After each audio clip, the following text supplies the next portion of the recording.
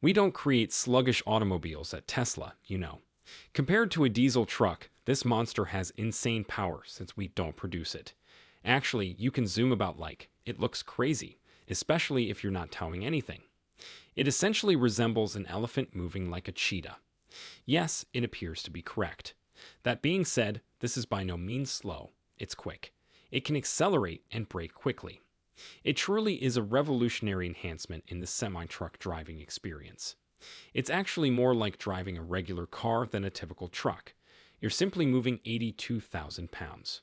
Yes, in a lot of respects, it's a technological revolution. The Tesla workforce is still facing layoffs. 2 weeks after firing at least 14,000 employees, the electric vehicle firm is firing hundreds more, including two senior executives, the head of new products and the executive director of Tesla's supercharger group. There's an odd development at Tesla in today's episode. In short, the Optimus bot gets an update and Walmart gets a new Semi. What is the real situation with Tesla at the moment? Is Elon Musk just reaffirming his position as the greatest business innovator of the 21st century, or is he going insane? This is a contentious issue with wildly differing opinions, but let's get started. Please remember to support us by enjoying this video and subscribing to our channel before we go any further. Let's begin this video and welcome to Tesla stock news. Large-scale layoffs have been occurring at Tesla.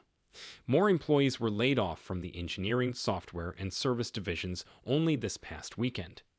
These layoffs include roughly 10% of factory workers, a few high-level executives, the majority of the Giga Texas battery cathode manufacturing team, and seemingly all of the people in charge of Tesla's supercharging operation.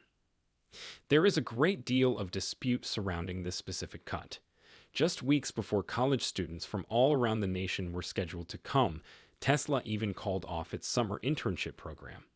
The fact that Tom Zhu, Tesla's lone senior executive, has returned to China, leaving Elon apparently alone in a power vacuum, heightens the mystery. Elon Musk has provided a number of justifications for the layoffs during this reduction process, which has caused some misunderstanding. His words do, however, contain some clarity. According to CEO Elon Musk, the business is proceeding with its intentions to fire roughly 10% of its paid employees. Musk claims that the layoffs are necessary since the company expanded a bit too quickly in some places. However, he stated that in a year, he anticipates that both salaried and hourly employees would make up a larger portion of their workforce. Factory workers at Giga Texas were the main victims of the initial round of layoffs. Elon ascribed this to hiring inefficiencies and duty duplication brought on by Tesla's explosive personnel growth in recent years. Then prominent people started leaving, such as powertrain and energy engineering chief Drew Baglino. Despite his title, Drew was much more. He was regarded as Elon Musk's right-hand man, and the two of them frequently appeared on stage together for significant updates. Many saw Drew as a possible Tesla leader in the event that Elon passed away, but it seems that was not the case. Following these more well-publicized departures, which appeared to be mutual or at least voluntary, Elon told investors that these adjustments were a component of the reorganization for the company's next stage of expansion. Then things took an odd turn when Rebecca Tanucci, the head of charging infrastructure, and the rest of the crew behind Tesla's supercharging network were fired all at once. She may be familiar to you from Tesla's Investor Day last year, where she talked about initiatives to improve the efficiency of Tesla's charging experience, ease station traffic, and integrate additional automakers like Rivian and Ford into the supercharger network. All of this sounds like the kind of advancement that Tesla supporters would be interested in learning about. But Elon's voice changed abruptly. He used these layoffs as an example to highlight how serious he is about headcount and expense reduction, according to an internal email that was released to the public. This is an excerpt from that email. Hopefully, these steps are demonstrating that we must be very strict about headcount and cost containment. The majority of executive personnel are still not entirely on board, but some are taking this seriously. After terminating needless hires, the company restructured its leadership for a new growth phase and is currently implementing strict cost-cutting measures. Elon Musk is not altering his story in this way. For every stage of the reduction process, every explanation was accurate at the time. Returning to supercharging, this problem has caused anxiety among many Tesla owners.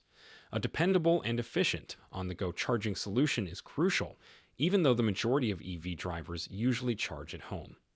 Elon recently stated on X that Tesla still intends to grow the network of superchargers, albeit at a slower rate for new sites, and with a greater focus on extending existing locations and ensuring 100% uptime. Tesla's decision to withdraw from 4 new supercharger stations in the New York City area that were about to begin construction served as a clear example of this slower expansion. These stations were designed to accommodate the spike in demand from Tesla-powered Uber drivers. Any newly licensed ride-sharing car must be electric, according to New York City's Green Rides program, which was launched last year. In NYC, the use of EV chargers has already increased tenfold as a result of this rule, compared to the normal driver rideshare vehicles, particularly those utilized by services like Uber and Lyft, need to be supercharged significantly more regularly. Reliable public charging stations are essential because most NYC residents do not have access to home charging infrastructure, unlike typical EV owners who can charge their vehicles at home. For Tesla, this circumstance offers both chances and challenges. The growing demand for EV chargers emphasizes how urgently a strong and wide-ranging supercharger network is needed. However, there are also questions regarding Tesla's capacity to satisfy this increasing demand after the firm recently laid off the entire staff in charge of its supercharging division. The Tesla adventure doesn't end there, though. It's much more fascinating because every day is a new discovery with ups and downs. And that's how Tesla continues to attract more and more investors.